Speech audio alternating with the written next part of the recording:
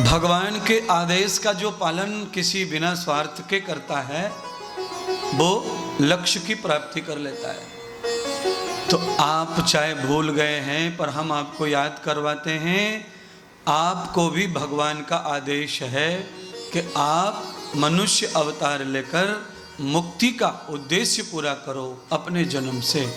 तो कैसे पूरा होगा मुक्ति का उद्देश्य? तो भगवान ने ही मार्ग बताया है। भगवान ही अर्जुन को कहते हैं सर्वधर्म परित्यज्य।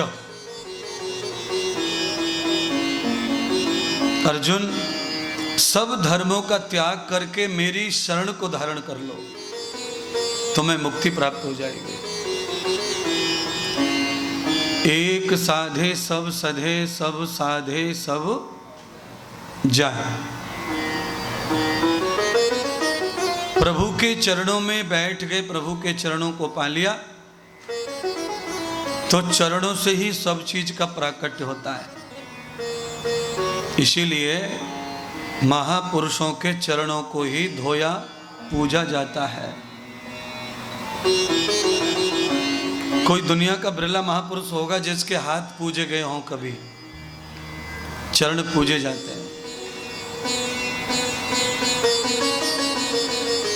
क्योंकि हमारी जीवन का उद्देश्य वही है, मुक्ति हो। किस चीज से मुक्ति हो? तो आप सुनते चलिए मुक्ति क्या क्या होनी चाहिए। सबसे पहले अज्ञान से मुक्ति होनी चाहिए। फिर अज्ञान का ही जन्म देने का काम करता है तृष्णा। तृष्णा से मुक्ति होनी चाहिए। अज्ञान और तृष्णा से जिसकी मुक्ति हो गई, उसे मरने के बाद मुक्ति की जरूरत नहीं पड़ती है, वो जीवित ही मुक्त हो जाता है। और भागवत के अनुसार मर के मुक्ति किसी को नहीं मिली है। ये जो हम क्रियाकर्म कर रहे हैं ना, ये हमारा अपने पितरों के प्रति श्रद्धा कृतज्ञता प्रकट करने का एक मार्ग है। मर की मुक्ति नहीं होती है, ये ध्यान रखो। जो व्यक्ति मर गया उसको जन्म लेना ही पड़ता है। गीता के अनुसार मृत्युम जन्मम ध्रुवश्च। मृत्यु अगर ध्रुव निश्चित सत्य है तो जन्म भी परम सत्य है। अगर मृत्यु नहीं हुई और मुक्ति होगी तो हो सकती है। अच्छा बताइए, हम किसी के 10,000 रुपए लेके मर गए तो ऋण कैसे चुकाएंगे? सवाल ही नहीं है।